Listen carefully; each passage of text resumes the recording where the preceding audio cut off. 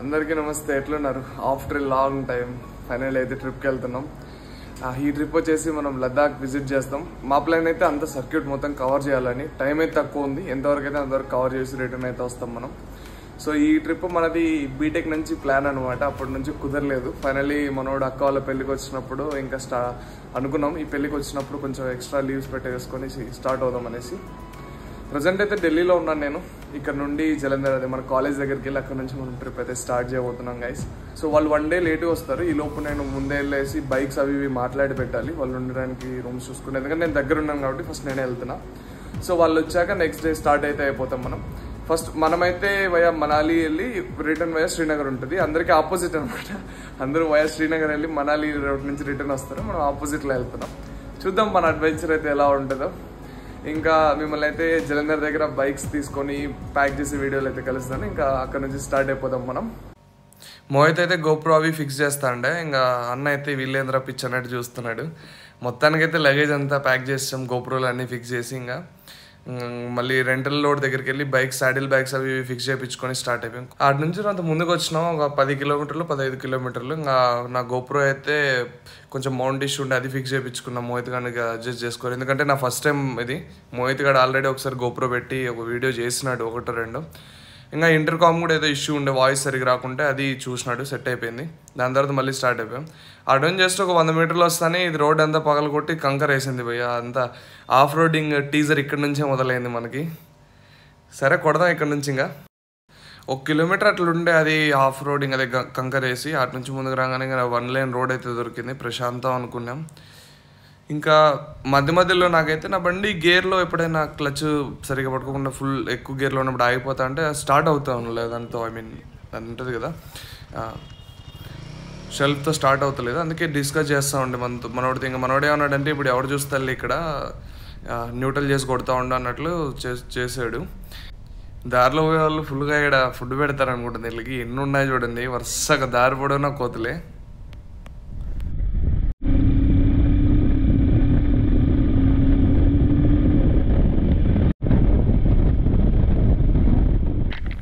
అట్లా ఒక 60 నుంచి 70 kilometers కొడతానే ఫుల్ వర్షం.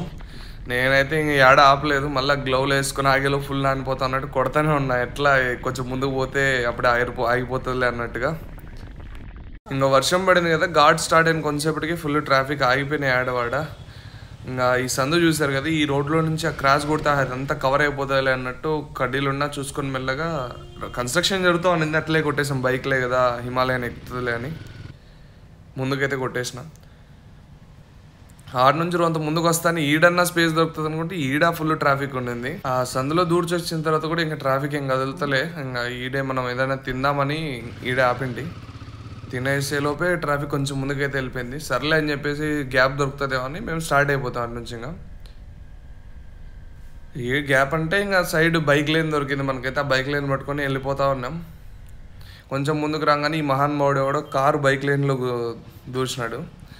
వెయిట్ చేస్తాం, ఈయన హార్న్ కొట్టి మాకే తీసుకొచ్చి ఇంక వెయిట్ చేస్తా ఉంటే ఈయన ఎవరో వచ్చి నువ్వు వెనక్కి రా ఏమన్నా పోతావు అన్నట్లుగా ఆయన వెనక్కి రప్పించాడు కారుని. కొంచెం గ్యాప్ రాగానే ఇంకా స్కూటీ వాడు వెళ్ళిపోయా ఆయన. మేము వాడికి థ్యాంక్స్ చెప్పి మళ్ళీ మేము స్టార్ట్ అయిపోయాం, మాకు స్పేస్ ఇప్పించినందుకు.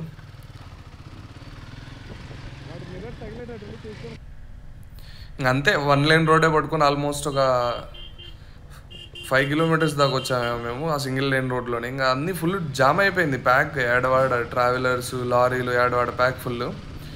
కొంచెం ముందుకు వస్తానే ఇది ఇక్కడ వర్షం పడి ల్యాండ్ స్లైడ్ అయినట్టుంది, అంత రోడ్ ఏం లేదు. ఈ లారీ వాడికి ఎంత హార్న్ కొట్టిన ఆపలేదు భయ్య, పిచ్చి కోపం వచ్చింది నాకైతే. కొంచెం ఆపుతాడు అనుకుంటే వాడు అక్కడ నుంచి వస్తూనే ఉండే. వాడి దగ్గరికి వచ్చే కొద్దీ వాడు పోవడానికి లేదు నా బండి వల్ల. మళ్ళీ నేను వెనక్కి పుష్ చేసిన ఆ పైన గట్టు మీదకి బండిని. ఇంకా తప్పలేదు. ఈయన రైడర్ ఎవరు అటు సైడ్ నుంచి వస్తూ ఉంటే నేను అడిగాను అనమాట ఆపి. మనకి ఇతను హాయ్ చెప్పి ఇంకా ఎన్ని kilometers ఉందని అడిగితే ఒక 30 దగ్గరికి అన్నాడు, అంటే 30-40 దగ్గరికి అన్నాడు. ఈ జాము ఈ టనల్స్ అవి ఇవి కన్స్ట్రక్ట్ అవుతా ఉన్నాయి కదా ఇక్కడ, అందుకే జామ్ అనమాట. వర్షం పడితే ఇంకా ఫుల్ ప్యాక్ అయిపోతుంది హిమాలయ రోడ్స్. లాస్ట్ టైం నేను వచ్చినప్పుడంటే ఐ థింక్ నా 3rd year ఎండింగ్లో వచ్చినాను అనుకుంటా, నవంబర్ ఆ టైంలో. అప్పుడు కూడా ఇంతే, కార్లో వచ్చాం అప్పుడైతే ఇంకా ఫుల్ ప్యాక్, వెళ్ళలేం కదా బండి గట్ట. ఇంక సరే అని చెప్పి ట్రాఫిక్ క్లియర్ అయితేనే కొంత ముందరకు వచ్చి బండి ఆపుకొని సుమాయని ఎక్కించుకొని స్టార్ట్ అయిపోయాం మళ్ళీ ఆడ నుంచి. ఆ పిల్ల కోసమే నేను వెయిటింగ్, ఎందుకంటే ఆడ పిల్ల దిగింది, నేను బండి పట్టుకోలేను అన్నట్టుగా. సర్లే అని చెప్పేసి ఇంకా వీళ్ళు మన కోసం వెయిటింగ్ అనమాట. మోహిత్ అన్న ముందు వచ్చారుగా, ఏం లాభం లేకుండా వెళ్ళిపోయింది, మిస్ అవుతాం అన్నట్టుగా రూట్. ఇంకా వాళ్ళతో కలిసిపోతుంటే మళ్ళీ ఈడ ఈరోజు ఫుల్ ప్యాకే పోయా. ఈ జామ్లో చుక్కలు కనపడేది అట్లున్నాయి. ఒక సైడ్ అంతా ఫుల్ జామ్ అయిపోయింది. మేము ఇంకా రివర్స్ సైడ్లో ఏం రావట్లేదని చెప్పి మెల్లగా వెళ్తూ ఉన్నాం చూసుకుంటూ. మళ్ళా బ్రేక్ పడింది మనకైతే.